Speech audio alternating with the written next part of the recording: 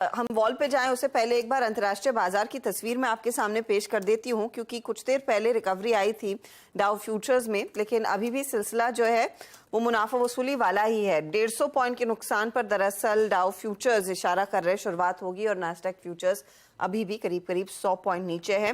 Europe के बाजारों में भी किसी तरह की रिकवरी नहीं देखने को मिली है, वहां पर सेल साइड की पोजीशंस कायम। तो हमारी क्लोज आ रही है 19,502 के आसपास। याद रहे हम 19,480 तक टूटे थे। निफ्टी बैंक में पिछले आधे घंटे में बिकवाली थोड़ी सी मैग्नीफाई हुई है। 43,873 के लेवल्स पर हम जाकर टिकेंगे ऐसे आसार दिख रहे हैं। याद रहे हम करीब 100 पॉइंट ऊपर है डे लो से, तो वहां पर मामला संभल गया, लेकिन प्रेशर तो है ही। निफ्टी आईटी में भी बाजार बंद होते होते कुछ पोजीशंस अनवाइंड होती हुई दिखाई दी हैं। एडवांस डिक्लाइन रेशियो बेहद नेगेटिव, आज चौतरफा बिकवाली का दबाव और मिड कैप काउंटर्स आप देखेंगे तो 590 अंकों के नुकसान पर ये इंडेक्स जाकर टिक रहा है। वहां पर स्थिति आज के दिन काफी गंभीर हुई है।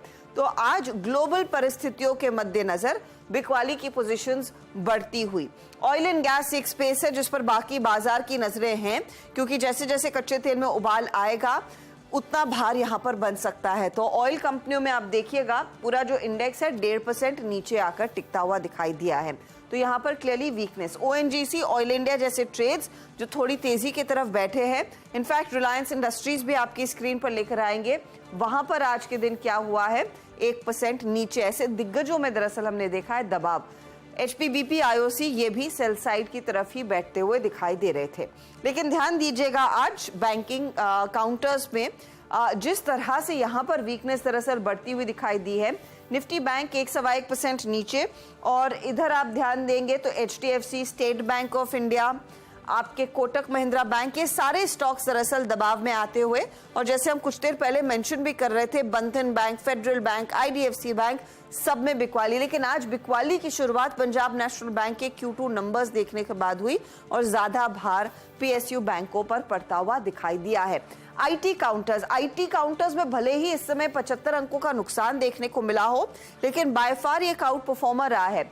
टीसीएस आपके लिए, हालांकि दिन के दौरान इसकी चाल ज्यादा बेहतर थी, वहां पर ऊपरी लेवल से मुनाफा वसूली जरूर हुई है। इन्फी थोड़े से नेगेटिव साइड पर, लेकिन एलटीटीएस, आपका Birla soft, mid cap IT में ज्यादा रुझान खरीदारी का चुनिंदा स्टॉक्स में बनता हुआ दिखाई दिया है। तो वो एक इंटरेस्टिंग पॉकेट उभर कर आया।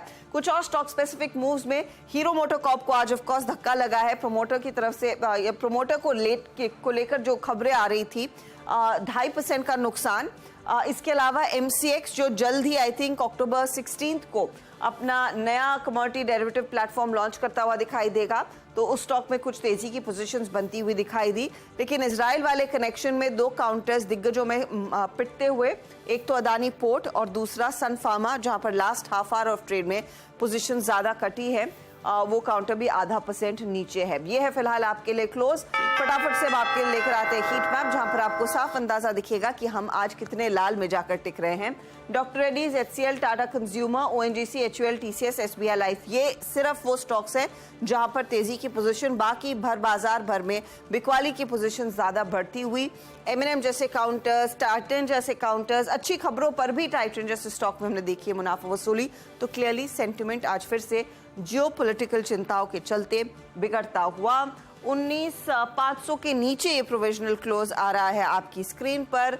19,496 पर इंडेक्स जाकर टिका है। 156 अंकों की गिरावट यहाँ। बिल्कुल, तो खैर आज मार्केट के लिए खराब दिन।